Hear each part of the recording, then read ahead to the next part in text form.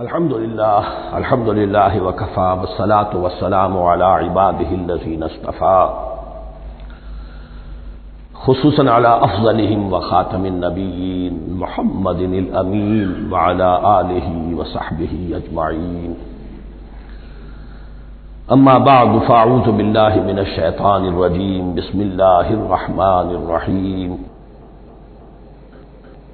ما ننسخ من آیت او ننسها نأت بخیر منها او مثلها الم تعلم ان اللہ علی کل شیء قدیر الم تعلم ان اللہ له ملک السماوات والارض وما لکم من دون اللہ من ولی ولا نصیر صدق اللہ العظیم۔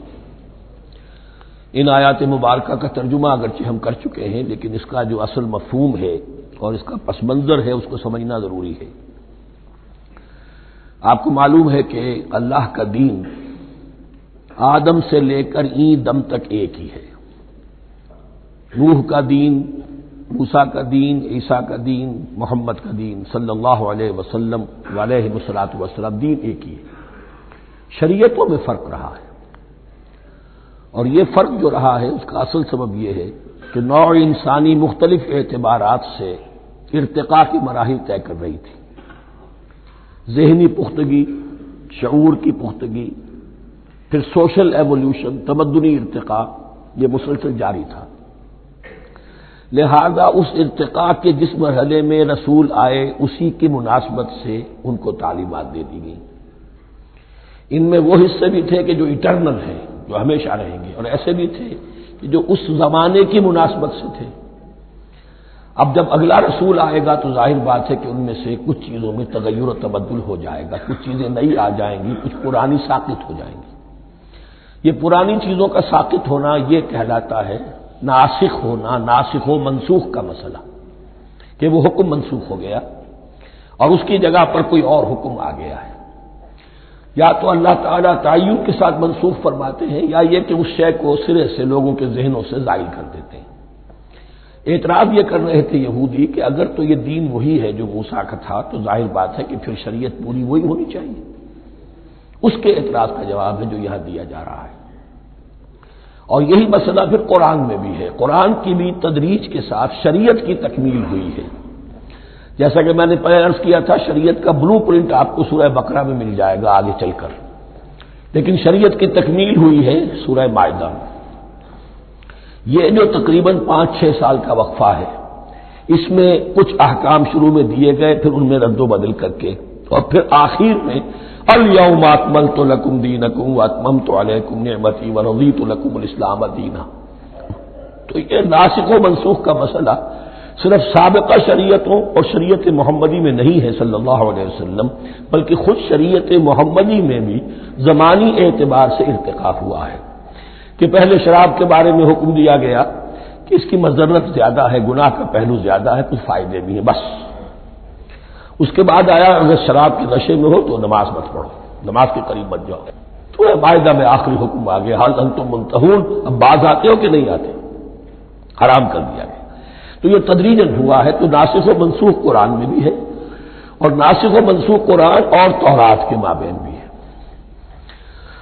تو ہم نہیں منسوخ کرتے کوئی آیت یا بھلوا دیتے ہیں اس کو، نہ آتے بخیر منہا، ہم اس سے بھی بہتر لے آتے ہیں، او مثلہا، یا اس جیسی ہی۔ علم تعلم ان اللہ علی کل شیء قدیر، اب یہ کہ یہ تو اللہ کی اتھارٹی ہے، مالک الملک وہ ہے، دین اس کا ہے، اس میں وہ جس طریقے سے چاہے کسی چیز کے اندر تبدیلی پیدا کر دے۔ علم تعلم ان اللہ لہ ملک السماوات والارض ما لکم من دون اللہ من ولی ولا نصیر ام تريدون ان تسألوا رسولكم كما سئل موسى من قبل، کیا تم یہ چاہتے ہو کہ سوال کرو یا مطالبہ کرو اپنے رسول سے بھی اسی طرح کے جس طرح کی باتیں کی گئی تھی موسیٰ سے پہلے؟ مثلا ہم دیکھ چکے ہیں کہ ان سے کہا گیا کہ ہم نہیں مانیں گے جب تک کہ اللہ کو دیکھ نہ لے عیاناً، یا اسی طرح کے اور مطالبے جو حضرت موسیٰ علیہ السلام سے کیے جاتے تھے۔ یہاں مسلمانوں کو سکھایا جا رہا ہے کہ اس روش سے باز آؤ، ایسی بات تمہارے اندر پیدا نہیں ہونی چاہیے۔ وَمَن يَتَبَدَّلِ الْكُفْرَ بِالْإِيمَانِ فَقَدْ ضَلَّ سَوَاءَ السَّبِيلِ، ظاہر بات ہے ایسی حرکتیں بھی اب مسلمانوں میں سے بھی جو منافقین ان میں شامل تھے وہی کر رہے ہوں گے اس لیے فرمایا کہ جو کوئی ایمان کو ہاتھ سے دے کر کفر کو لے لے گا، یعنی منافق کیونکہ دو طرفہ ہوتا ہے، اب اس کا بھی امکان ہوتا ہے کہ یکسو ہو جائے کفر کی طرف، اور اس کا بھی امکان ہوتا ہے کہ بالآخر یکسو ہو جائے ایمان کی طرف۔ مذبذبین بین ذالک کی کیفیت میں جو مبتلا ہے، اس کے دو یہ امکانات ہیں۔ تو جو کفر کی طرف جا کر مستقل طور پر راغب ہو گیا، اس کا ذکر ہے۔ ومن یتبدل الکفر بالایمان فقد ضل سواء السبیل، تو وہ تو سیدھی راہ سے بھٹک گیا۔ ود کثیر من اہل الکتاب لو یردونکم من بعد ایمانکم کفارا، اہل کتاب میں سے بہت سے لوگ ہیں جو چاہتے ہیں کہ کسی طرح لوٹا کر لے جائیں تمہیں تمہارے ایمان کے بعد، پھر کفار بنا دیں۔ یہ ایسے ہی ہے کہ جیسے کسی بلی کی دم کٹ جائے تو وہ یہ چاہے گی کہ ساری بلیوں کی دمیں کٹ جائیں تاکہ وہ کوئی علیحدہ سے نمایاں نہ رہے۔ تو وہ چاہتے تھے کہ یہ چیزیں جو ہیں ان کو واپس لے آیا جائے، اہل ایمان کو بھی کفر میں لے آیا جائے، حسدا من عند انفسہم، اور یہ ان کا طرز عمل ان کے حسد کی وجہ سے کہ کیوں یہ نعمت جو ہے ان کو دے دی گئی۔ من بعد ما تبین لهم الحق، اس کے بعد کہ ان پر حق بالکل واضح ہو چکا ہے، وہ جان چکے ہیں، پہچان چکے ہیں، کسی مغالطے میں نہیں ہے، غلط فہمی میں نہیں ہے۔ فاعفوا واصفحوا، یہ بہت اہم ہے مقام۔ تو اے مسلمانوں، تم معاف کرتے رہو اور صرف نظر سے کام لو۔ اس کا اصل مطلب کیا ہے؟ ابھی تو چونکہ مدنی دور کا آغاز ہو رہا ہے، ابھی کشمکش کے اور کشاکش کے اور مقابلے کے اور تصادم کے بڑے سخت مراحل آ رہے ہیں، کیونکہ تمہارا سب سے پہلا جو محاذ ہے وہ تو کفار مکہ کے خلاف ہے، سب سے بڑھ کر وہی آئیں گے، تم پر حملے کریں گے، جنگیں ہوں گی۔ تو فوری طور پر یہ جو آستین کے سانپ ہیں ان کو ابھی چھیڑو مت، جب تک یہ پڑے رہیں ڈورمنٹ، انہیں پڑا رہنے دو۔ ایک وقت آئے گا جہاں یوں سمجھیے کہ یہ حکم دیا جائے فی الحال انہیں چھیڑو مت، ان کے طرز عمل کے بارے میں زیادہ توجہ نہ دو، فاعفو، معاف کرتے رہو، درگزر کرتے رہو۔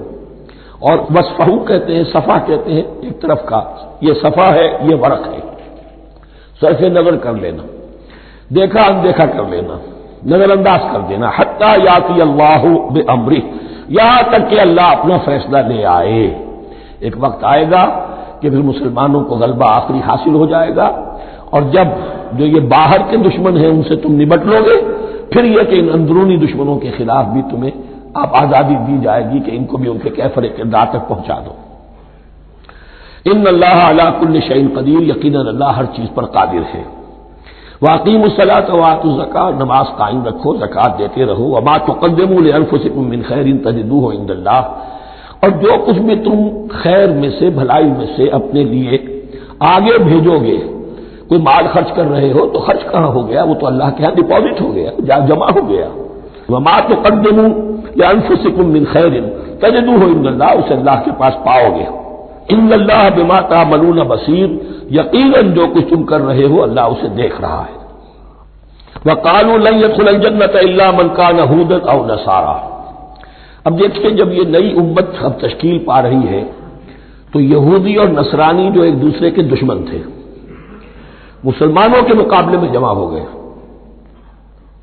انہوں نے کہنا یہ شروع کیا وقالوا لن يدخل الجنة، ہرگز نہیں داخل ہوگا جنت میں الا من کان ہودا او نصارا، سوائے اس کے جو یا تو یہودی ہو یا نصرانی ہو۔ جیسے ہمارے ہاں بھی ہوتا ہے، اہل حدیث کے مقابلے میں دیوبندی بریلوی جمع ہو جائیں، چاہے وہ آپس میں ایک دوسرے کے ساتھ جو بھی ان کا بیر ہے وہ اپنی جگہ ہے۔ اسی طریقے سے اہل تشیع کے مقابلے میں شاید اور جو ہے اہل سنت کے لوگ جمع ہو جائیں۔ تو ایک کامن اینمی جب آ جاتا ہے تو پھر یہ ہے کہ وہ لوگ جن کے اپنے اندر بڑی کنٹرڈکشنز ہیں وہ پھر ایک متحدہ بحث بناتے ہیں۔ وقالوا لن يدخل الجنة الا من كان هودا او نصارى تلك امانيهم، یہ لفظ دوبارہ آ گیا، یہ ان کی خواہشات ہیں، من گھڑت خیالات ہیں، ان کی وشفل تھنکنگ ہے۔ قل هاتوا برهانكم ان كنتم صادقين، کہو ان سے لاؤ کوئی دلیل اگر تم سچے ہو، دلیل کتاب سے لاؤ، کہیں تورات میں لکھا ہے یہ، کہیں یہ انجیل میں لکھا ہے، جو تورات اور جو انجیل تمہارے پاس ہے اسی میں سے دکھا دو کہ یہ لکھا ہوا، کہیں لکھا ہوا نہیں۔ اب یہاں پر وہ یونیورسل ٹروتھ آ رہا ہے، بلا من اسلم وجهه للہ وهو محسن، کیوں نہیں؟ ہر وہ شخص کے جو اپنا چہرہ اللہ کے سامنے جھکا دے اور وہ محسن ہو، اس کا رویہ صدق پر، سچائی پر، حسن کردار پر مبنی ہو، سر کا جھکانا منافقانہ نہ ہو، جزوی نہ ہو کہ کچھ مانا کچھ نہیں مانا۔ بلا من اسلم وجهه لله وهو محسن فله اجره عند ربه، تو اس کے لیے اس کا اجر محفوظ ہے اس کے رب کے پاس۔ فلا خوف علیہم ولا هم يحزنون، نہ ان پر کوئی خوف ہوگا اور نہ ہی وہ حزن سے دوچار ہوں گے۔ یہ دوسری آیت ہے کہ جس سے کچھ لوگوں نے استدلال کیا ہے کہ ایمان بالرسالت ضروری نہیں ہے۔ اب دیکھیے اس کا جواب وہی ہوگا، نمبر ایک تو یہ ہر جگہ پر ساری چیزیں بیان نہیں کی جایا کرتی، کوئی چیز کہیں بیان کی گئی، کوئی کہیں بیان کی گئی ہے۔ کتاب کو لینا ہے تو پوری کو پوری ایک کتاب کی حیثیت سے۔ دوسرا یہ کہ یہ سارا سلسلہ کرام جو ہے، جو دو بریکٹس کے مابین آ رہا ہے، اس میں پہلے سے ہے وَآمِنُوا بِمَا أَنزَلْتُ مُصَدِّقًا لِمَا مَعَكُمْ وَلَا تَكُونُوا أَوَّلَ كَافِرٍ بِهِ، تو وہ تو ضرب کھا رہی ہے اس پورے کے پورے مضامین کے سلسلے سے جو ان دو بریکٹوں کے درمیان آ رہا ہے۔ اب دیکھیے ایک طرف تو ان کا کہنا یہ تھا کہ جنت میں داخل نہیں ہوگا مگر وہی جو یہودی ہو یا نصرانی ہو۔ اب عمل کیا ہے؟ وقالت اليہود لیست النصارى علی شیء، یہودی کہتے ہیں نصارہ کی کوئی حیثیت نہیں، کوئی بنیاد نہیں، کوئی جڑ نہیں۔ وقالت النصارى لیست اليہود علی شیء، اور نصارہ کہتے ہیں کہ یہود کی کوئی بنیاد نہیں، بے بنیاد لوگ ہیں، کوئی حقیقت ان کی حقانیت ہے ہی نہیں۔ وہم یتلون الکتاب، اور مزہ یہ ہے کہ دونوں ایک کتاب پڑھ رہے ہیں۔ اولڈ ٹیسٹمنٹ تو مشترک ہے یہودیوں میں اور عیسائیوں میں، یہ بہت اہم نقطہ ہے۔ اور جدید عیسائیت میں جو ایک بہت بڑی طاقت ابھر رہی ہے امریکہ میں، وہ ہے کہ جو عیسائیت کو جیوڈائز کر رہی ہے، کیونکہ رومن کیتھولک مذہب جو تھا اس نے تو چونکہ گویا کہ سارا رشتہ توڑ لیا تھا بائبل سے، سارا اختیار پوپ کے ہاتھ میں آ گیا تھا، لیکن پروٹیسٹنٹس نے پھر بائبل کو قبول کیا۔ اب اس کی منطقی انتہا یہ کہ اولڈ ٹیسٹمنٹ کے اوپر بھی اب ان کی توجہ ہو رہی ہے کہ آخر یہ بھی تو ہم مانتے ہیں کہ ہماری کتاب ہے اور اس میں جو کچھ لکھا ہے اس کو نظر انداز کیسے کر سکتے ہیں۔ تو حال ہی میں ہم نے جو ایک سیمینار کیا تھا امریکہ میں، جس میں ایک یہودی عالم بھی آئے تھے، ایک عیسائی بھی آئے تھے، اور مسلمانوں کی طرف سے بھی ہمارے ایک ساتھی بلال کوشل نے بات کی تھی، تو وہاں ایک یہودی عالم نے کہا کہ اس وقت اسرائیل کو سب سے بڑی سپورٹ جو مل رہی ہے وہ ان عیسائیوں سے مل رہی ہے امریکہ میں سے، کہ جو اس وقت ایونجلسٹ کہلاتے ہیں وہاں پر، اور جو ایک بڑا فرقہ بن کر ابھر رہے ہیں۔ بہرحال یہ ان کا طرز عمل ہے۔ وہم یتلون الکتاب، اور وہ دونوں کے دونوں کتاب کے پڑھنے والے ہیں۔ کذالک قال الذین لا یعلمون مثل قولہم، اسی طرح کہا تھا ان لوگوں نے کہ جو کچھ بھی نہیں جانتے، انہی کی سی بات کہی تھی، یعنی یہ اشارہ ہے مشرکین مکہ کی طرف۔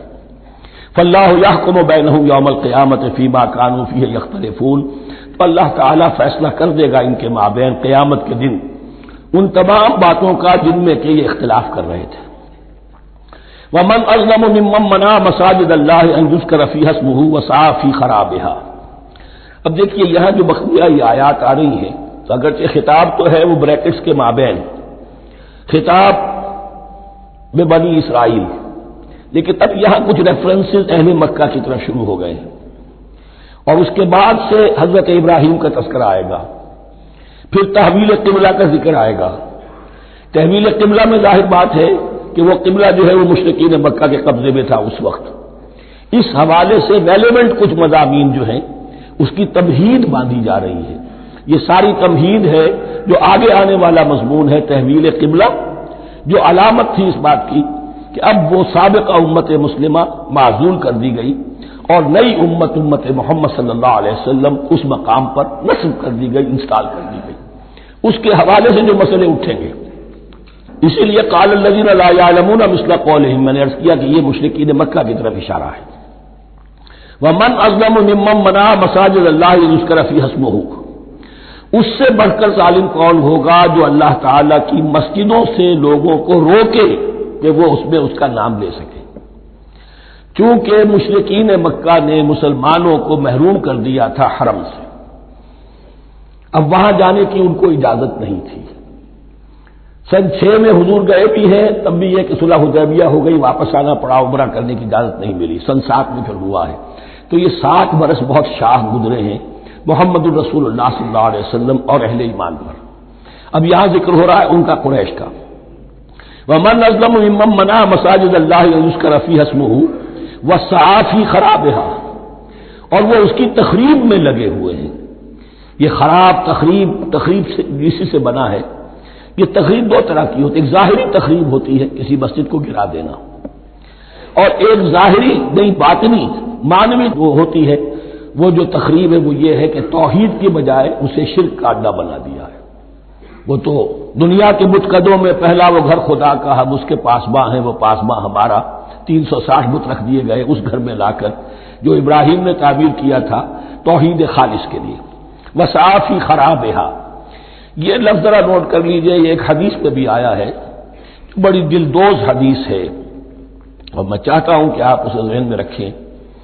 حضور نے فرمایا یوشک ان یاتی علی الناس زمان، اندیشہ ہے کہ لوگوں پر یعنی میری امت پر ایک زمانہ ایسا بھی آ جائے گا، اب گنتے جائیے، لا یبقى من الاسلام الا اسمہ، اسلام میں سے اس کے نام کے سوا کچھ نہیں بچے گا، ولا یبقى من القرآن الا رسمہ، قرآن میں سے اس کے رسم الخط، الفاظ اور حروف کے سوا کچھ نہیں بچے گا۔ اسی کی اللہ تعالی نے ضمانت دی ہے، یہ محفوظ رہے گا رسم عثمانی۔ مساجدہم عامرۃ، ان کی مسجدیں آباد تو بہت ہوں گی، وہی خراب من الہدی، ہدایت سے خالی ہو جائیں گے۔ یہ خراب کے لفظ سے ہی خراب من الہدی، وعلماؤہم شر الناس تحت عظیم السماء، اور ان کے علماء آسمان کی چھت کے نیچے کی بدترین انسان ہیں۔ من عندہم تخرج الفتنۃ وفیہم تعود، فتنہ انہی کے اندر سے برآمد ہوگا، انہی میں گھس جائے گا، یعنی ان کا کام فتنہ انگیزی، مخالفت، جنگ و جدال، بھڑکانا، اپنے اپنے فرقے کے لوگوں کے جذبات کو بھڑکاتے رہنا اور مسلمانوں کے اندر اختلافات کو ہوا دینا، یہی ان کا کام رہ جائے گا۔ آج جن کو ہم علماء کہتے ہیں ان کی عظیم اکثریت اس کیفیت سے دوچار ہو چکی ہے۔ جب مذہب اور دین پیشہ بن جائے تو کوئی خیر اس میں باقی نہیں رہتا۔ یہ دین اور مذہب پیشہ نہیں تھا، اسلام میں کوئی پیشوائیت نہیں، اسلام میں کوئی پاپائیت نہیں، اسلام میں کوئی برہمنزم نہیں، اسلام تو ایک کھلا، ہر شخص کتاب اللہ پڑھے، ہر شخص عربی سیکھے، ہر شخص کو امامت کے قابل ہونا چاہیے، ہر شخص اپنی بچی کا نکاح خود پڑھائے، ہر شخص اپنے والد کا جنازہ خود پڑھے۔ یہ جو ہم نے پیشہ بنا دیا ہے اور پھر انہیں پیسے دیتے، ظاہر بات ہے کہ پھر اس پیشے کے اندر تو پیشے میں عیب نہیں، رکھیے نہ فرحاد کو نام، پھر تو پیشہ میں تو جو کچھ پیشہ ورانہ چشمکیں ہوتی ہیں اور جو خباثتیں ہوتی ہیں وہ آتی ہیں۔ لیکن ساتھ ہی یہ بات واضح رہے کہ علماء حق سے دنیا خالی نہیں ہوگی، علماء حق بھی ہیں، لیکن کسی کے ماتھے پر لکھا ہوا نہیں ہوتا کہ یہ علماء حقانی میں سے اور یہ علماء سوء میں سے ہے۔ باقی یہ صحیح بات ہے کہ اکثریت ادھر جا چکی ہے، ورنہ امت کا بیڑا غرق نہ ہوتا، سیدھی بات۔ یہ بیڑا غرق ہوا ہے تو آخر کوئی سبب ہے۔ اولئک ما کان لهم ان يدخلوها الا خائفین، ایسے لوگوں کو تو سوائے اس کے ان کا کوئی مقام نہیں ہے کہ انہیں داخل ہونے کی بھی اجازت نہیں ہونی چاہیے اس میں، یعنی اللہ کی مسجدوں میں، مگر خوف زدہ ہو کر، ڈر کر۔ لہم فی الدنیا خزی، ان کے لیے دنیا میں بھی رسوائی اور ذلت ہے، وَلَهُمْ فِي الْآخِرَةِ عَذَابٌ عَظِيمٌ، اور آخرت میں ان کے لیے عذاب عظیم ہے۔ وَلِلَّهِ الْمَشْرِقُ وَالْمَغْرِبُ، اب دیکھیے تمہید ہو رہی ہے تحویل قبلہ کے لیے۔ اب ظاہر بات ہے کہ بڑی حساس جو ہے وہ ایک کیفیت تھی یہ، تو یروشلم کے ساتھ جن کو دلچسپی تھی اور ان کے دلوں میں اس کی عقیدت تھی، مکہ مکرمہ اور بیت اللہ کے ساتھ جن کو دلچسپی تھی اور ان کے دلوں میں اس کی عقیدت تھی، تو اس حوالے سے یہ قبلہ بدلنا، اور 2 دفعہ بدلا ہے قبلہ۔ پہلے آ کے مدینے میں حضور نے یروشلم کی طرف 16 مہینے نماز پڑھی اور پھر تحویل قبلہ ہوا، تو اب اس میں کئی امتحان ہو گئے، وہ آگے آ جائے گا، لیکن اس کی تمہید باندھی جا رہی ہے۔ للہ المشرق والمغرب، مشرق اور مغرب سب اللہ کے ہیں، یعنی اگر ہم رخ کرتے ہیں مغرب کی طرف تو اس کے معنی یہ نہیں ہے کہ اللہ مغرب میں ہے، معاذ اللہ، اللہ تو جہت سے، مقام سے، ماورا وراء الورا۔ تو یہ ہے کہ ایک یکسانیت پیدا کرنے کے لیے اجتماعی رنگ دینے کے لیے ایک چیز کو قبلہ بنا دیا، علامت ہے۔ غالب نے ٹھیک کہا ہے، قبلے کو اہل نظر قبلہ نما کہتے ہیں۔ قبلہ جو ہے وہ مسجود تو نہیں ہے پرے سرحد ادراک سے اپنا مسجود، قبلے کو اہل نظر قبلہ نما کہتے ہیں۔ للہ المشرق والمغرب فینما تولوا فثم وجہ اللہ، جدھر بھی تم رخ کرو گے وہ اللہ ہی کا رخ ہے۔ ان اللہ واسع علیم، یقیناً اللہ بہت وسعت والا ہے، بہت وسعت والا ہے، وہ کسی سمت میں محدود نہیں ہے، اور علیم ہے، ہر شے کا جاننے والا ہے۔ دیکھیے یہاں یہ آیت کہہ کے اور چھوڑ دیا مسئلہ، اگلے مسئلے پر آ گئے۔ آگے آپ کو پتہ چلے گا کہ یہ در حقیقت ایک تمہید باندھی جا رہی ہے تحویل قبلہ کے لیے۔ وقالوا اتخذ اللہ ولدا سبحانہ، اور ان میں وہ بھی ہیں، اب ظاہر بات ہے یہاں پھر اشارہ ہو رہا ہے وہ اہل مکہ کی طرف، جنہوں نے یہ کہا ہے کہ اللہ نے اولاد اپنے لیے اختیار کی، یعنی وہ کہتے تھے کہ یہ جو فرشتے ہیں یہ اللہ کی بیٹیاں ہیں، نصارہ کہتے تھے کہ حضرت مسیح اللہ کے بیٹے ہیں، اور یہودیوں کا بھی ایک گروہ ایسا تھا جو حضرت عزیر کو اللہ کا بیٹا کہتا تھا۔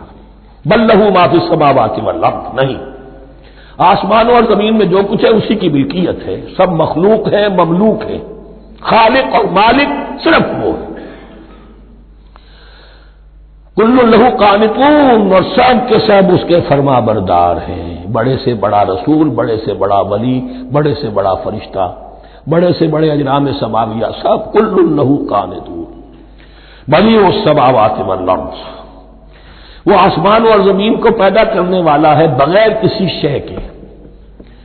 یہ ابداع اور خلق ان میں فرق ہے۔ ابداع، بلکہ شاہ ولی اللہ دہلوی نے حجت اللہ البالغہ کا جو پہلا چیپٹر ہے اس کو یہی 3 عنوان دیے ہیں۔ اللہ تعالیٰ کے افعال بنیادی طور پر 3 ہیں، ابداع، خلق، تدبیر۔ ابداع ہے جسے انگریزی میں کہتے ہیں کریشن ایکس نہیلو، آدم محض سے کچھ بنا دیا، کچھ نہیں تھا اور بنا دیا، کن فیکون، یہ ابداع ہے۔ خلق ہے اب ایک چیز سے دوسری چیز بنانا، گارے سے انسان بنایا، یہ تخلیق ہے، آگ سے جن بنایا، یہ تخلیق ہے، نور سے فرشتے بنائے، یہ تخلیق ہے۔ تو ابداع بدیع وہ ہے کہ جس نے نئی چیز، اسی لیے بدعت ہمارے ہاں کہلاتی ہے وہ شے جو دین میں نہیں تھی اور خواہ لا کے شامل کر دی گئی، جس کی کوئی جڑ بنیاد دین میں نہیں ہے، وہ بدعت ہے۔ اس سے یہ لفظ بدیع السماوات والارض، وَإِذَا قَضَىٰ أَمْرًا فَإِنَّمَا يَقُولُ لَهُ كُن فَيَكُونُ، اس کی شان تو یہ ہے کہ جب وہ کسی معاملے کا فیصلہ کر لیتا ہے تو بس کہتا ہے کہ ہو جا اور وہ ہو جاتی ہے۔ وَقَالَ الَّذِينَ لَا يَعْلَمُونَ لَوْلَا يُكَلِّمُنَا اللَّهُ وَتَأْتِينَا آیَةٌ، اور کہا ان لوگوں نے جو علم نہیں رکھتے، یہاں پھر وہی مشرکین مکہ کی طرف روح سخن ہے، کیوں نہیں بات کرتا ہم سے اللہ، اور کیوں نہیں کوئی لے آتا ہمارے پاس کوئی نشانی۔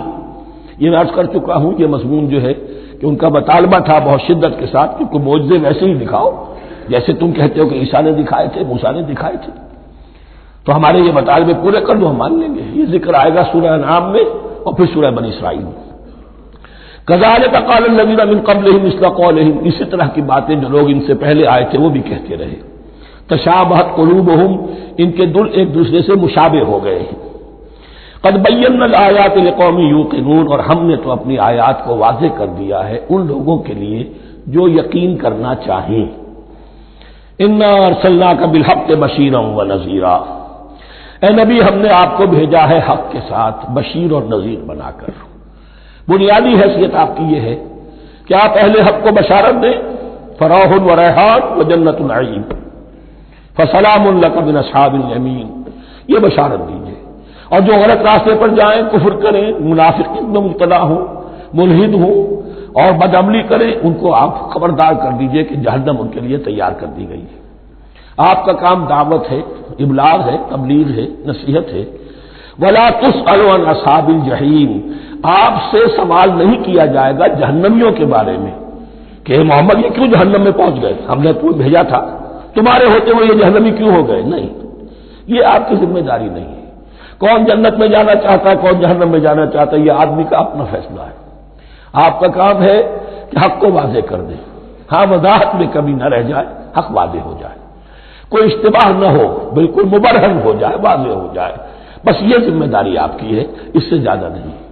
یہ مسئولیت جو ہوتی ہے، انسان اگر اپنی اصل مسئولیت سے زیادہ ذمہ داری اپنے سر پر ڈال لے تو اس سے بھی بہت بڑی بڑی گمراہیاں پیدا ہوتی ہیں، اور اس کا جو تذکرہ ہو رہا ہے بڑی گمراہی تو معاذ اللہ وہ تو ہمارے حوالے سے ہوتی ہے۔ ہمارے ہاں کی بہت سی جماعتیں جو ہیں اسی طرح کی غلطیوں کی وجہ سے وہ غلط راستوں پر پڑ گئی، پوری تحریکیں برباد ہو گئی۔ لیکن یہاں بھی حضور کا معاملہ کیا ہو رہا تھا کہ حضور چاہتے تھے کہ کسی طرح یہ علماء یہود ایمان لے آئے۔ بہرحال حضور کے دل میں رغبت، آخر مکے میں آپ تھے تو دعائیں مانگتے تھے، اے اللہ عمرو ابن ہشام اور عمر ابن خطاب میں سے کسی ایک کو تو میری جھولی میں ڈال دے۔ تو اسی طرح کی دعا آپ نے کی ہوگی۔ فرمایا وَلَن تَرْضَىٰ عَنكَ الْيَهُودُ وَلَا النَّصَارَىٰ حَتَّىٰ تَتَّبِعَ مِلَّتَهُمْ۔ اے نبی کسی مغالطے میں نہ رہیے، ہرگز راضی نہیں ہوں گے آپ سے نہ یہ یہودی اور نہ نصرانی، جب تک کہ آپ پیروی نہ کریں ان کی ملت کی۔ لہذا امید منقطع کر لیجیے، اس لیے کہ زیادہ امید ہو تو مایوسی ہو جاتی ہے۔ اقبال نے بہت خوب کہا ہے بندہ مومن کے بارے میں، جس کی امیدیں قلیل، جس کے مقاصد جلیل۔ مقصد اونچا لیکن امید قلیل رکھیے، اللہ چاہے گا تو ہو جائے گا، نہیں چاہے گا تو میرا کام تو اپنی حد تک اپنا فرض ادا کر دینا ہے۔ اس سے زیادہ کی جو ہے خواہش اپنے دل میں پالیں گے، کسی اجلت پسندی میں گرفتار ہو جائیں گے، کہیں دائیں بائیں ہک اور کرک کے ذریعے سے کہیں پہنچنے کی کوشش کریں گے اور اپنے آپ کو بھی برباد کر دیں گے۔ لن ترضى عنك اليهود ولا النصارى حتى تتبع ملتهم قل ان هدى الله هو الهدى، کہہ دیجئے دیکھو ہدایت تو ہے اللہ کی ہدایت۔ ولئن اتبعت اهواءهم، اور نبی آپ بھی کان کھول کر سن لیں، اگر آپ نے ان کی خواہشات کی پیروی کی، یہاں ہم جوڑ دیں گے الفاظ بالفرض بفرض محال، اگر آپ نے ان کی خواہشات کی پیروی کی کہ کچھ چلو لے دو کر معاملہ کر لو، کچھ ان کی بات مانو، کچھ اپنی بات منوا لو۔ یہ مکے میں بھی قریش کی طرف سے بھی آیا تھا کہ کچھ اپنی بات منوا لیجیے، کچھ ہماری بات کمپرومائز کیجیے۔ اب ظاہر بات ہے کہ یہاں اب یہود کے ساتھ یہی معاملہ ہے۔ وَلَئِنِ اتَّبَعْتَ أَهْوَاءَهُمْ بَعْدَ الَّذِي جَاءَكَ مِنَ الْعِلْمِ مَا لَكَ مِنَ اللَّهِ مِنْ وَلِيٍّ وَلَا نَصِيرٍ، اور اگر بفرض محال آپ نے پیروی کی ان کی خواہشات کی، اس کے بعد کہ آپ کے پاس علم آ چکا، تو نہیں ہوگا کوئی بھی اللہ کے مقابلے میں آپ کے لیے کوئی مددگار یا حمایتی۔ معاذ اللہ معاذ اللہ، حق کی تلوار بڑی ننگی ہے، اور یہاں اللہ کا عدل یہ فرد سے فرد تک بدلتا نہیں ہے، نہ امت سے امت کی طرف بدلے گا۔ قوم اور کسی اور قوم سے ایک معاملہ، کسی دوسری قوم سے کوئی اور معاملہ نہیں۔ اللہ کے اصول ہیں، اللہ کے قوانین ہیں، اس کی فطرت ہے، فطرت اللہ التی فطر الناس علیہا، پھر یہ کہ اس کی سنت ہے، لن تجد لسنت اللہ تحویلا ولن تجد لسنت اللہ تبدیلا۔ الذین آتیناہم الکتاب یتلونہ حق تلاوتہ، وہ لوگ کہ جنہیں ہم کتاب دیتے ہیں وہ اس کی تلاوت کرتے ہیں جیسا کہ اس کی تلاوت کا حق ہے۔ اس پر میں نے اپنے کتابچے میں بحث کی ہے، تلاوت کا اصل حق کیا ہے۔ مسلمانوں پر قرآن مجید کے حقوق نامی کتابچہ، اب یہاں پہ تفصیل سے بیان کرنے کا وقت نہیں ہے، لیکن ایک بات جان لیجیے کہ تلاوت کا لفظ جو قرآن کے لیے قرآن نے اختیار کیا، یہ بڑا ذو معنیین ہے۔ تلا یتلو ہم اسے بھی کہتے ہیں پڑھنا، اور تلا یتلو کسی کے پیچھے پیچھے چلنے کو کہتے ہیں۔ والشمس وضحاها والقمر اذا تلاها، سورج کے بعد پیچھے آتا ہے چاند۔ تو یتلو کے معنی کیا ہے؟ when you are reading the book you are following the text۔ بعض لوگوں کو دیکھا ہوگا انگلیوں کی چلتی ہے ساتھ ساتھ، وہ بیچارے جو زیادہ ماہر نہیں ہیں تو تاکہ نگاہ ادھر سے ادھر نہ ہو جائے، ایک سطح سے دوسری سطح پر نہ پہنچ جائے، انگلی بھی ساتھ ساتھ پھیرتے ہیں، تو فالوئنگ دی ٹیکسٹ۔ لیکن اس تلاوت کا اصل حق کیا ہوگا؟ جب آپ اس کتاب کو فالو کریں، اسے اپنا امام بنائیں، اس کے پیچھے چلیں، اس کا اتباع کریں، اس کی پیروی کریں، جس کی کہ دعا ہم کرتے ہیں وَاجْعَلْهُ لَنَا إِمَامًا وَنُورًا وَهُدًى وَرَحْمَةً، تو اللہ تو بنائے گا ہمارا امام اس کو اسی وقت جب کہ ہم فیصلہ کر لیں کہ ہم اس کتاب کے پیچھے چلیں گے۔ الذین آتیناہم الکتاب یتلونہ حق تلاوتہ اولئک یؤمنون بہ، جو اللہ کی کتاب کی تلاوت کا حق ادا کرے اور اس کی پیروی بھی کرے، وہی ہے جو اس پر ایمان رکھتے ہیں۔ جو نہ تلاوت کا حق ادا کرے نہ پیروی کرے، وہ دعویٰ کریں کہ ہمارا ایمان ہے تورات پر اور کتاب پر، تو یہ دعویٰ جو ہے جھوٹا دعویٰ ہے۔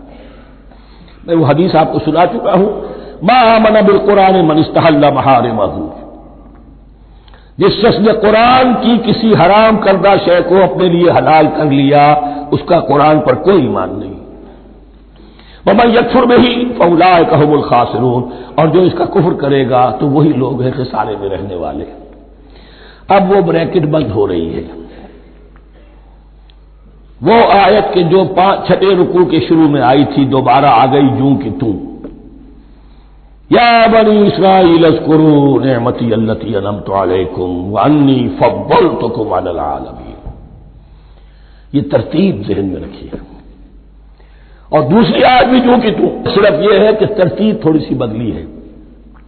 بریکٹ یوں بناتے ہو تو اس کی چونچ ادھر ہوتی ہے تو اس کی چونچ ادھر ہوتی ہے، تو اسی طریقے سے ذہن میں رکھیے کہ دوسری آیت کی ترتیب تھوڑی سی بدل دی، درمیانی، اور وہ بھی درمیان میں چونچ والا معاملہ جو ہوتا ہے۔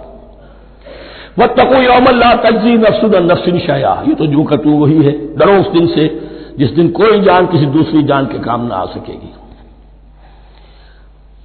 ولا يقبل منها عدل، وہاں کیا تھا ولا يقبل منها شفاعۃ، یہاں کیا آیا ولا يقبل منها عدل، نہ اس سے کوئی فدیہ قبول کیا جائے گا۔ ولا تنفعها شفاعۃ، یہ شفاعت بعد میں لے آئے، عدل پہلے لے آئے، وہاں شفاعت پہلے ہے عدل بعد میں، بس یہ تبدیلی ہے۔ ولا هم ينصرون، اور یہ پھر جو کا تو وہی جو پہلی آیت میں تھا، جو چھٹے رکوع کی دوسری آیت ختم ہوئی، نہیں انہیں کوئی مدد مل سکے گی۔ یہ جو حصہ تھا جو تقریباً 10 رکوعوں پر مشتمل تھا، سورہ بقرہ کے 18 رکوع کہ جن میں روح سخن ہے سابقہ امت مسلمہ کی طرف، 4 رکوع بڑے عموم کے حامل تھے، لیکن بین السطور وہاں بھی اشارے موجود تھے، روح سخن جو تھا وہ بنی اسرائیل کی طرف۔ 10 رکوعوں میں صراحت کے ساتھ ساری گفتگو انہی سے ہے، الا یہ کہ ایک جگہ مسلمانوں سے خطاب کر لیا، کچھ آخر میں اہل مکہ کا تذکرہ بھی ہو گیا۔ اب اس کے بعد ذکر شروع ہو رہا ہے حضرت ابراہیم علیہ السلام کا، وہ بات سمجھ لیجیے کہ کیا وجہ ہے اس کی۔ دیکھیے حضرت ابراہیم کی دفع کی یہ 2 شاخیں چلی، ویسے تو 3 ہیں۔ عام طور پر لوگوں کے علم میں ہے کہ 2 بیویاں تھیں، حضرت ہاجرہ سے حضرت اسماعیل پیدا ہوئے، بڑے تھے، حضرت سارہ سے حضرت اسحاق، ان کے بیٹے یعقوب، یعقوب کے 12 بیٹے بنی اسرائیل۔ حضرت اسماعیل کو حضرت ابراہیم نے آباد کیا خانہ کعبہ کے پاس لا کر، بواد غیر ذی زرع، تو وہاں یہ جو ایک نسل چلی۔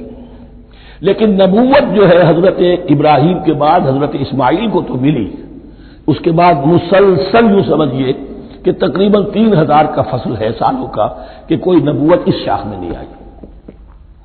نبوت کا سلسلہ چلا دوسری شاخ میں، حضرت یعقوب، حضرت اسحاق، حضرت یعقوب، حضرت یوسف، چلتے جائیے، حضرت موسیٰ اور ہارون سے شروع ہو کر حضرت عیسیٰ اور یحییٰ تک 1400 برس مسلسل۔ اگرچہ تیسری شاخ بھی تھی، بنو قطورہ کہلاتے، تیسری اہلیہ آپ کی تھی قطورہ، بنی قطورہ میں سے ان کی اولاد بڑی کثیر تھی، ان میں سے ایک مدین تھے، مدین یا مدیان، ان میں حضرت شعیب کی بعثت ہوئی تھی۔ حضرت شعیب بھی حضرت ابراہیم کی نسل میں سے ہیں لیکن بنی مدیان میں سے۔ بہرحال اب چونکہ حضور کی بعثت ہوئی بنی اسماعیل میں، ادھر بنی اسرائیل ہے، ان سے یہ خطاب ہو رہا ہے سابقہ امت مسلمہ، اور اب یہ امامت الناس منتقل ہونے والی ہے بنی اسرائیل سے بنی اسماعیل کو۔ تو اب اگر اس انتقال کے وقت نقل، اگر وہ جو کامن فیکٹر ہے اس کا تذکرہ کیا جائے تو بات آسان ہو جائے گی۔ ابراہیم ہی تو جد امجد ہے نا تمہارے، تم یعقوب کی اولاد ہو ٹھیک ہے، لیکن یعقوب کس کے بیٹے تھے؟ اسحاق کے۔ اسحاق کس کے بیٹے تھے؟ ابراہیم کے۔ تو یہ دوسری نسل میں تو ابراہیم ہی کی ہے۔ اس حوالے سے ان کے لیے سہل بنایا جا رہا ہے کہ بات کو سمجھو، یہ صرف یہ ہے کہ 2 پیڑھی اوپر جا کر مل گئے اور اللہ نہ کر سکا۔ اور حضرت ابراہیم نے خانہ کعبہ کی تعمیر کی اور اسے اب مرکز بنانا ہے اہل توحید کا، لہذا یہ ساری گفتگو اب شروع ہو رہی ہے۔ 4 رکوع اب وہ ہے 15ویں سے شروع ہو کر 18ویں تک، جن کا اصل مضمون ہے تحویل قبلہ۔ وَإِذِ ابْتَلَىٰ إِبْرَاهِيمَ رَبُّهُ بِكَلِمَاتٍ فَأَتَمَّهُنَّ، اور ذرا یاد کرو جب ابراہیم کو آزمایا اس کے رب نے بہت سی باتوں میں. میرا ایک کتاب چاہے حضرت ابراہیم کی شخصیت پر، حج اور عید الاضحیٰ اور ان کی اصل روح، اور اس میں ایک تحریر ہے، ایک تقریر ہے. جو تحریر ہے وہ مجھے بہت پسند ہے کہ کیسے کیسے امتحان آئے ہیں حضرت ابراہیم علیہ السلام پر. فَأَتَمَّهُنَّ، اب یہ ایک جملے میں ایک پوری داستان ہے. اس نے ان سب کو پورا کیا، سب میں پاس ہو گیا، ہر امتحان سے کامیابی کے ساتھ وتھ فلائنگ کلرز ہر امتحان سے نکلے. قال انی جاعلک للناس اماما، تب ہم نے کہا اے ابراہیم اب میں تمہیں نوع انسانی کا امام بنانے والا ہوں. قال ومن ذریتی، انہوں نے کہا میری نسل کے بارے میں بھی یہ وعدہ ہے کہ نہیں؟ قال لا ینال عہد الظالمین، فرمایا میرا یہ عہد ظالموں سے متعلق نہیں ہوگا. مطلب کیا ہوا کہ تمہاری نسل میں سے جو صاحب ایمان ہوں گے، نیک ہوں گے، سیدھے راستے پر چلیں گے، ان سے ہمارا وعدہ ہے، لیکن نسلیت کی بنیاد پر نہیں ہے کہ جو بھی تمہاری نسل میں سے لازماً وہ اس وعدے کا مصداق بن جائے. وَإِذْ جَعَلْنَا الْبَيْتَ مَثَابَةً لِلنَّاسِ وَأَمْنًا، اور یاد کرو جب کہ ہم نے گھر کو، اپنے گھر کو، بیت اللہ کو قرار دے دیا لوگوں کے لیے زیارت کی جگہ، لوٹ کے آنے، لوٹ کر آؤ، حج کرو. مثابۃ للناس وامنا، اور اسے امن کا گھر قرار دے دیا. واتخذوا من مقام ابراہیم مصلی، اور ہم نے حکم دیا کہ مقام ابراہیم کو اپنی جائے نماز بنا لو، نماز پڑھنے کی جگہ بنا لو.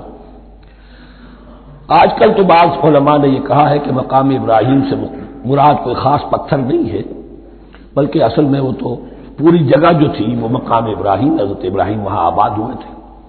لیکن صحیح بات وہی ہے جو ہمارے سلف سے چلی آ رہی ہے، روایات پختہ ہیں اس کے بارے میں کہ جس طریقے سے حجر اسود جنت سے آیا ہے، ایسے ہی یہ بھی ایک پتھر تھا کہ جو جنت سے لایا گیا حضرت ابراہیم کے لیے جب وہ تعمیر کر رہے تھے. کوئی اور ذرائع تو ابھی تھے ہی نہیں، اس کے اوپر وہ کھڑے ہوتے تھے اور یہ پتھر ہی اونچا ہوتا جاتا تھا خود.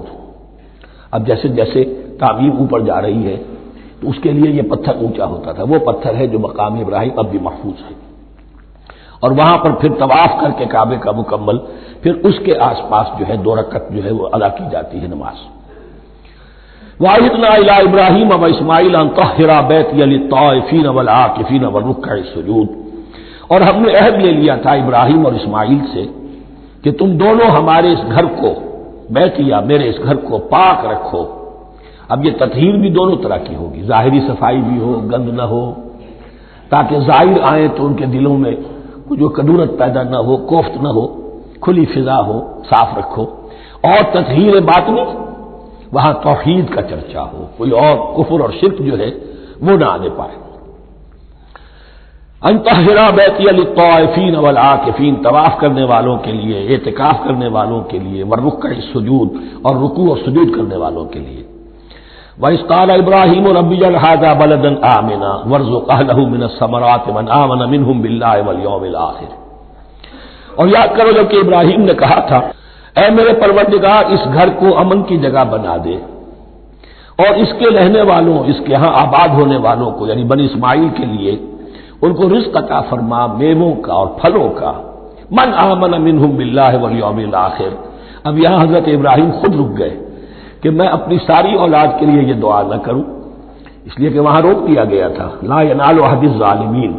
تو جو بھی ان میں سے ایمان اور عمل صالح والے ہوں اور یوم آخر پر ایمان رکھتے ہوں، اجعل هذا البلد آمنا وارزق اهله من الثمرات من آمن منهم باللہ والیوم الآخر.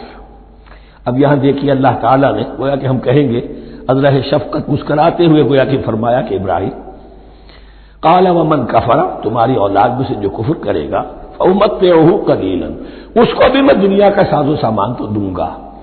امامت میں شامل نہیں کر سکتا، لیکن یہ کہ دنیاوی طور پر مال و متاع جو ہے وہ ان کو بھی میں دوں گا. ومن کفر فأمتعه قلیلا ثم اضطره الى عذاب النار، ہاں پھر اسے کشاں لے آؤں گا جہنم کے عذاب کی طرف. وبئس المصیر، اور وہ بہت ہی بری جگہ ہے لوٹنے کی. وَإِذْ يَرْفَعُ إِبْرَاهِيمُ الْقَوَاعِدَ مِنَ الْبَيْتِ وَإِسْمَاعِيلُ، اور یاد کرو جب کہ ابراہیم اٹھا رہے تھے ہمارے گھر کی بنیادوں کو، اور اسماعیل باپ بیٹا دونوں لگے ہوئے تھے۔ یہاں لفظ جو قواعد آیا ہے اس کو نوٹ کیجئے، قواعد قاعدے کی جمع ہے اور یہ بنیادوں کو کہا جاتا ہے، اور اس میں اشارہ ہے حضرت ابراہیم اصل معمار اور بانی نہیں ہے کعبے کے، کعبہ بنایا ہے حضرت آدم نے۔ ان اول بیت وضع للناس للذی بمکہ، پہلا گھر۔ اب کیسے ممکن تھا حضرت آدم علیہ السلام کے زمانے سے لے کر اور حضرت ابراہیم تک کم و بیش جو ہے 4000 برس ہے، عام اندازہ جو ہے تورات کا اگر آپ لگائیں تو کوئی مسجد نہیں بنی ہوگی کیا؟ یہ پہلا گھر ہے، پہلا وہ گھر خدا کا۔ تو اس کی بنیادیں رہ گئی تھیں، باقی وہ امتداد زمانہ سے، اور چونکہ یہ سیلاب کا راستہ تھا، سیلاب کی وجہ سے وہ سب جو ہے دیواریں بہہ گئی تھی، صرف بنیادیں تھیں۔ ان بنیادوں کو پھر وَإِذْ بَوَّأْنَا لِإِبْرَاهِيمَ مَكَانَ الْبَيْتِ، یہ سورہ حج میں جا کر مضمون تفصیل سے آئے گا۔ اب میں آئے گا کہتا ہوں، آ چکا ہے حقیقت کے اعتبار سے، اس لیے کہ یہ ساری مکی صورتیں ہیں جو نازل ہو چکی ہیں سورہ بقرہ سے بہت پہلے۔ تو جب وہ ان بنیادوں کو اٹھا رہے تھے تو دعائیں مانگ رہے تھے، ربنا تقبل منا انک انت السمیع العلیم، اے رب ہماری اس کوشش کو، ہماری اس مشقت کو، محنت کو قبول فرما۔ باہر گھر بنا رہے ہیں، پتھر اٹھا اٹھا کر لا رہے ہیں، حضرت اسماعیل کی عمر اس وقت لگ بھگ 13 برس ہے، ہاتھ بٹا رہے ہیں۔ ربنا تقبل منا انک انت السمیع العلیم، اے رب ہماری اس کوشش کو شرف قبول عطا فرما، یقیناً تو سب کچھ سننے والا اور جاننے والا ہے۔ ربنا وجعلنا مسلمین لک، اور اے رب ہمیں اپنا فرما بردار بنائے رکھ۔ نوٹ کیجئے ابراہیم کہہ رہے ہیں، تو میں اور آپ اگر مطمئن ہو جائیں کہ میری موت لازماً حق پر ہوگی تو بہت بڑا دھوکہ ہے۔ ڈرتے رہنا چاہیے، اللہ کی پناہ طلب کرتے رہنا چاہیے۔ ربنا وجعلنا مسلمین لک، اے اللہ ہم دونوں کو اپنا فرما بردار بنائے رکھ، ومن ذریتنا امۃ مسلمۃ لک، اور ہم دونوں کی نسل میں سے اٹھائیو برپا کی جو ایک امت جو تیری فرما بردار امت ہو۔ وارنا مناسکنا، اور اے پروردگار تیرا گھر تو ہم نے یہ بنا دیا، اب اس کے جو رسومات ہیں وہ ہمیں سکھا، جو مناسک حج ہیں۔ ارنا مناسک، اب کیسے حج کریں، کیا آداب ہوں گے، طواف کیسے ہوگا، کیا کریں گے۔ وتب علینا، اور ہم پر اپنی شفقت کی نظر فرما، انک انت التواب الرحیم، یقیناً تو ہی ہے بہت ہی زیادہ توبہ کا قبول فرمانے والا اور شفقت کے ساتھ رجوع کرنے والا اور رحم فرمانے والا۔ ربنا وبعث فیہم رسولا منہم، اور اے ہمارے پروردگار ہماری اس نسل میں، اب چونکہ ہماری نسل مراد ہے بنی اسماعیل، بنی اسرائیل اسماعیل کی نسل میں سے تو نہیں ہے نا، یہاں دونوں کی نسل سے مراد ہے تو وہ بنی اسماعیل، ہماری اس نسل میں اٹھائی ہو ایک رسول انہی میں سے، باہر کا نہ ہو، کوئی مغایرت کا اجنبیت کا پردہ حائل نہ ہو۔ وہ کیا کرے، یتلو علیہم آیاتک، تیری آیات ان کو پڑھ کر سنائے، وَيُعَلِّمُهُمُ الْكِتَابَ وَالْحِکْمَةَ، اور صرف سنائے نہیں، تعلیم دے انہیں کتاب اور حکمت کی۔ صرف سنا دینا تو بہت آسان کام ہے، سکھانا، تعلیم دینا، دلوں میں بٹھانا، اور حکمت، وَيُزَكِّيهِمْ، اور ان کو پاک کرے، ان کا تزکیہ کرے، ان کے دلوں میں تیری محبت اور آخرت کی طلب کے سوا کوئی طلب باقی نہ رہنے دے۔ انک انت العزیز الحکیم، یقیناً پروردگار تو ہی ہے زبردست اور کمال حکمت والا۔ وَمَن يَرْغَبُ عَن مِّلَّةِ إِبْرَاهِيمَ إِلَّا مَن سَفِهَ نَفْسَهُ، اور ایسا شخص کون سا ہوگا جو ابراہیم کے طریقے سے منہ موڑے۔ یہ رغبت کا لفظ عربی زبان میں دونوں طرف جاتا ہے، رغبہ الی، کسی شے کی طرف رغبت ہونا، محبت ہونا، میلان ہونا، اور رغبہ عن، کسی شے سے متنفر ہونا، کسی شے سے ابا کرنا، اس کو چھوڑ دینا۔ وَمَن يَرْغَبُ عَن مِّلَّةِ إِبْرَاهِيمَ إِلَّا مَن سَفِهَ نَفْسَهُ، سوائے اس کے جس نے اپنے آپ کو حماقت ہی میں مبتلا کرنے کا فیصلہ کر لیا ہو، اور کون ہوگا جو ابراہیم کے طریقے سے منہ موڑے۔ وَلَقَدِ اصْطَفَيْنَاهُ فِي الدُّنْيَا، اور ہم نے تو اسے دنیا میں بھی پسند کر لیا تھا، چن لیا تھا۔ وَإِنَّهُ فِي الْآخِرَةِ لَمِنَ الصَّالِحِينَ، اور یقیناً آخرت میں بھی وہ ہمارے صالح بندوں میں سے ہوں گے۔ اذ قال له ربه اسلم قال اسلمت لرب العالمین، جب جب کہا اس سے اس کے پروردگار نے کہ مانو میرا حکم، اس نے کہا پروردگار قبول ہے تیرا حکم، یہاں تک کہ ذبح کرو بیٹے کو، حاضر۔ یہ آخری امتحان تھا، آخری 100 برس کی عمر میں، 87 برس کی عمر میں دعائیں مانگ مانگ کر بیٹا لیا تھا اسماعیل۔ حضرت سارہ کے ہاں کوئی اولاد نہیں ہوئی تھی، اب وہ 13 برس کا تھا، بازو بن گیا تھا اور اس وقت ذبح کرنے کا حکم ملا۔ جب بھی کہا ہم نے مانو ہمارا حکم، قال اسلمت لرب العالمین، اللہ تعالی ہمیں بھی توفیق دے کہ اس کی پیروی کریں۔ ووصى بها ابراہیم وبنیہ ویعقوب، اور اسی کی وصیت کی تھی ابراہیم نے بھی اپنے بیٹوں کو اور یعقوب نے بھی۔ یا بنیہ، وہ کیا کی نصیحت ہے میرے بیٹو، ان اللہ اصطفیٰ لکم الدین، دیکھو اللہ نے تمہارے لیے دین کو پسند فرما لیا ہے۔ کون سا دین؟ فلا تموتن الا وانتم مسلمون، اور دیکھنا موت نہ آنے پائے مگر فرما برداری کی حالت میں۔ یہی بات آئے گی سورہ آل عمران میں مسلمانوں سے خطاب کر کے، یا ایھا الذین آمنوا اتقوا اللہ حق تقاتہ ولا تموتن الا وانتم مسلمون، اور ان الدین عند اللہ الاسلام ومن یبتغ غیر الاسلام دینا فلن یقبل منہ۔ ام کنتم شہداء اذ حضر یعقوب الموت، کیا تم اس وقت موجود تھے جب یعقوب کی موت کا وقت آیا؟ جب آدم کی یعقوب پر موت، یہ لفظی ترجمہ ہوگا، اذ حضر یعقوب الموت اذ قال لبنیہ ما تعبدون من بعدی، حضرت یعقوب نے اپنے سارے بیٹوں کو جمع کیا، 12 کے 12، اور مصر میں پہنچ چکے تھے یہ حضرت یوسف علیہ السلام کے ذریعے سے، جو سورہ یوسف میں ساری کہانی آئے گی، وہاں انتقال ہوا۔ تو انہوں نے اپنے بیٹوں کو جمع کیا، اس قال لبنیہ ما تعبدون من بعدی، میرے بعد تم کس کی پوجا کرو گے، کس کی پرستش کرو گے؟ یہ بات نہیں تھی کہ انہیں معلوم نہیں تھا، لیکن یہ کہ ایک میثاق، قول و قرار اور پختہ کرنے کے لیے۔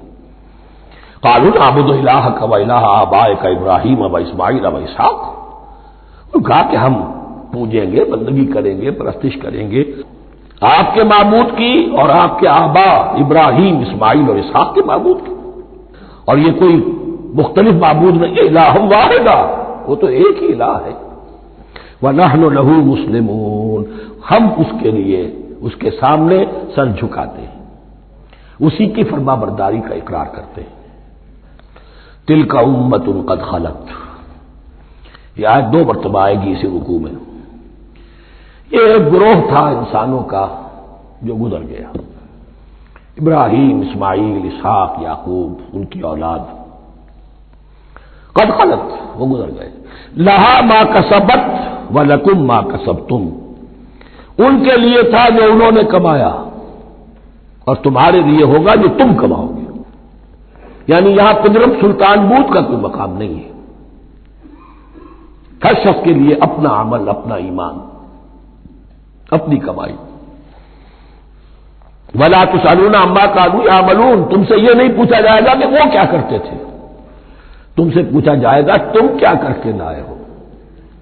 تو راچے ہے پدرم سلطان بود، تو راچے ہے، تم کیا ہو بھائی، تو اپنی بات کرو، باپ تمہارا سلطان تھا، ہوگا۔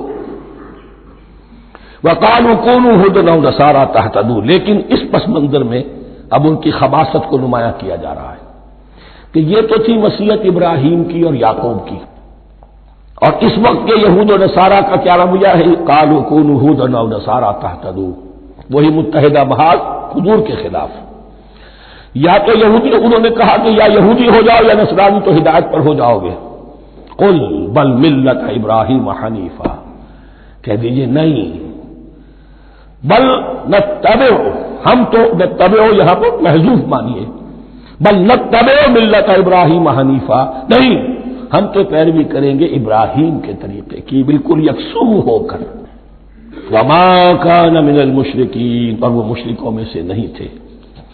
قولوا آمنا باللہ، اب یہاں مسلمانوں کو حکم دیا جا رہا ہے، دیکھو تم ان کے جو کچھ وہ کہتے ہیں اس کے جواب میں تم یہ کہو، قولوا کہو آمنا باللہ، ہم ایمان رکھتے ہیں اللہ پر، وما انزل الینا، اور جو کچھ نازل کیا گیا ہماری جانب، وما انزل الی ابراہیم و اسماعیل و اسحاق و یعقوب، اور جو کچھ نازل کیا گیا ابراہیم اور اسماعیل اور اسحاق اور یعقوب کی طرف، والاسباط اور ان کی اولاد کی طرف، وما اوتی موسیٰ و عیسیٰ، اور جو کچھ دیا گیا موسیٰ کو اور عیسیٰ کو، وما اوتی النبیون من ربہم، اور جو کچھ دیا گیا تمام نبیوں کو ان کے رب کی طرف سے، لا نفرق بین احد منہم، ہم ان میں سے کسی کے مابین تفریق نہیں کرتے، ہم سب کو مانتے ہیں۔ دیکھیے ایک ہے تفضیل، کسی کو ایک کو زیادہ افضل سمجھنا دوسرے سے، یہ اور بات ہے، وہ تو سورہ آل عمران میں آئے گا تلک الرسل فضلنا بعضهم علی بعض۔ تفریق یہ کہ ایک کو مانے ایک کو نہ مانے، ان رسولوں میں سے ایک کا انکار سب کا انکار، لا نفرق بین احد منہم ونحن له مسلمون، اور ہم نے تو اسی کی فرما برداری کا قلادہ اپنی گردن میں ڈال دیا ہے۔ فَإِنْ آمَنُوا بِمِثْلِ مَا آمَنْتُمْ، پھر اے مسلمانوں اگر یہ بھی ایمان لائیں یہود اور نصارہ بالکل اسی طرح جیسے تم ایمان لائے ہو، نو کمپرومائز، ٹھیک ٹھیک وہی دین اختیار کریں، وہی راستہ جو کہ محمد کے ذریعے سے تمہیں دیا گیا صلی اللہ علیہ وسلم، فَإِنْ آمَنُوا بِمِثْلِ مَا آمَنْتُمْ بِهِ فَقَدْ اهْتَدَوْا، تب وہ ہدایت پر ہوں گے۔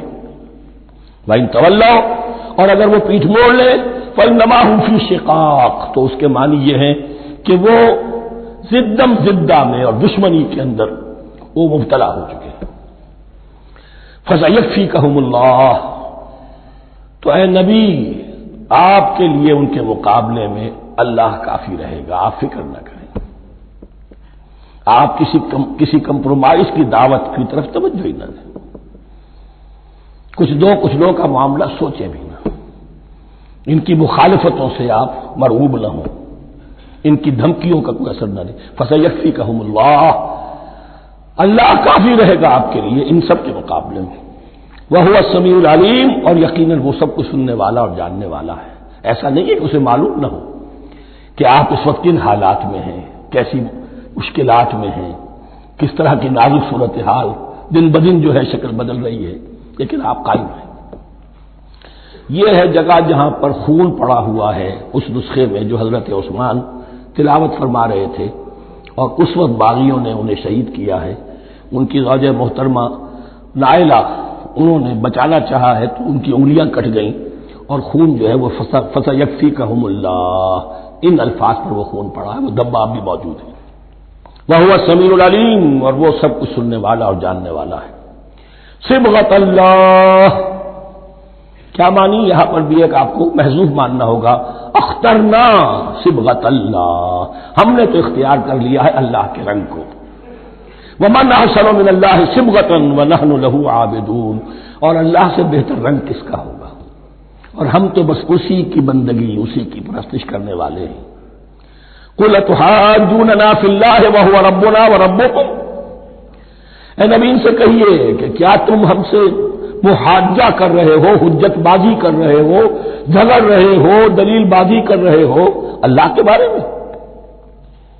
وَهُوَ رَبُّنَا وَرَبُّكُمْ، وہ تو ہمارا رب بھی ہے تمہارا رب بھی ہے، رب تو ایک ہے، رب بھی ایک، اس کا دین بھی ایک، ہاں شریعتوں میں فرق ہوا۔ قُلْ أَتُحَاجُّونَنَا فِي اللَّهِ وَهُوَ رَبُّنَا وَرَبُّكُمْ وَلَنَا أَعْمَالُنَا وَلَكُمْ أَعْمَالُكُمْ، رب تو ہمارا بھی وہ تمہارا بھی وہ، البتہ ہمارے لیے ہوں گے ہمارے عمل، تمہارے لیے ہوں گے تمہارے عمل۔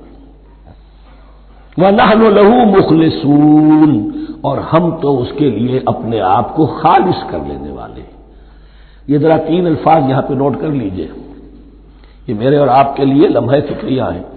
نحن لہو مسلمون، 136ویں آیت اس پر ختم ہوئی، ہم اس کے سامنے سر تسلیم خم کرتے ہیں، ان میں سے تو ہم بھی شامل ہیں۔ نحن لہو عابدون، آیت نمبر 138، ہم اس کی بندگی کرنے والے ہیں، اسی کی بندگی کرنے والے ہیں۔ تو صرف اسلام نہیں، عبادت اور ٹوٹل عبادت، ٹوٹل بندگی، پوری زندگی میں اس کے ہر حکم کی پیروی اور اطاعت۔ اس سے آگے بات آئی وَنَحْنُ لَهُ مُخْلِصُونَ، یہ عبادت اخلاص کے ساتھ نہیں ہے تو منافقت ہے۔ اس عبادت سے کوئی دنیا کی منفعت پیش نظر نہ ہو، سوداگری نہیں، یہ عبادت خدا کی ہے۔ دنیا بنانا، دنیا کمانا، دین کو ذریعہ بنانا، اس سے بڑی اور اس سے گری ہوئی کوئی حرکت نہیں۔ اخلاص، حضور نے فرمایا من صلی یرائی فقط اشرکا ومن صام یرائی فقط اشرکا ومن تصدق یرائی فقط اشرکا۔ جس نے نماز پڑھی دکھاوے کے لیے اس نے شرک کیا، جس نے روزہ رکھا دکھاوے کے لیے اس نے شرک کیا، اور جس نے صدقہ خیرات دیا دکھاوے کے لیے اس نے شرک کیا۔ فنحن له مخلصون، نحن له مسلمون، نحن له عابدون، نحن له مخلصون۔ اللهم ربنا اجعلنا منهم، اللهم ربنا اجعلنا منهم۔ ام تقولون ان ابراہیم واسماعیل واسحاق ویعقوب والاسباط كانوا هودا او نصارى، کیا تمہارا کہنا یہ ہے کہ ابراہیم اور اسماعیل اور اسحاق اور یعقوب اور ان کی اولاد یہودی تھے یا نصرانی تھے؟ تم جو کہتے ہو کہ یا یہودی ہو جاؤ یا نصرانی تب ہدایت پاؤ گے، تو ابراہیم یہودی تھے یا نصرانی؟ اور اسحاق اور یعقوب اور یوسف اور موسیٰ اور عیسیٰ یہ کون تھے؟ یہی بات آج مسلمانوں کو سوچنی چاہیے۔ محمد الرسول اللہ اور ان کے اصحاب دیوبندی تھے یا بریلوی تھے یا اہل حدیث تھے یا شیعہ تھے یا سنی تھے؟ ان تقسیموں سے اوپر ہونے کی ضرورت ہے۔ اللہ کے ساتھ اخلاص کا تقاضا یہ ہے، ٹھیک ہے ایک فقہی مسلک کے اعتبار سے ایک شخص کسی مسلک کی پیروی کر رہا ہے، لیکن اپنے آپ کو اس سے آئیڈینٹیفائی کرانا اور اس مسلک کو مقدم رکھنا دین پر، اور اس مسلک ہی کے لیے محنت اور مشقت اور بھاگ دوڑ تبلیغ ہو رہی ہے اسی کی، یہ چیز بالکل اس اصل حقیقت کے خلاف ہے کہ جو اللہ کے دین نے ہمیں سکھائی۔ ام تقولون ان ابراہیم واسماعیل واسحاق ویعقوب والاسباط كانوا هودا او نصارى قل انتم اعلم ام اللہ، کہیے ان سے کہ تم زیادہ جانتے ہو یا اللہ زیادہ جانتا ہے۔ ومن اظلم ممن كتم شهادة عنده من اللہ، کان کھول کر سن لو، اس سے بڑھ کر ظالم کون ہوگا جس نے اللہ کی ایک گواہی جو اس کے پاس تھی اسے چھپا لیا۔ تمہارے پاس گواہیاں ہیں، علماء یہود جانتے تھے یہ اللہ کے رسول ہیں جن کے ہم منتظر تھے، اس گواہی کو چھپائے بیٹھے۔ ومن اظلم ممن كتم شهادة عنده من اللہ وما اللہ بغافل عما تعملون، اور اللہ ہرگز غافل نہیں ہے کہ اس سے جو تم کر رہے ہو۔ تلک امۃ قد خلت، یہ گروہ مقدس جماعت تھی یہ جس کے یہ گلے سرسبد تھے، یہ گزر گئے۔ لہا ما کسبت ولکم ما کسبتم، جو کمائی انہوں نے کی، جو عمل انہوں نے کمائے وہ ان کے لیے، تمہارے لیے نہیں۔ تمہارے لیے وہ ہوگا جو تم کماؤ گے۔ ولا تسألون عما كانوا يعملون، اور تم سے ان کے عمل کے بارے میں نہیں پوچھا جائے گا کہ انہوں نے کیا کیا، تم سے سوال یہ ہوگا کہ تم نے کیا کیا۔ بارک اللہ لی ولکم فی القرآن العظیم ونفعنی وإیاکم بالآیات والذکر الحکیم۔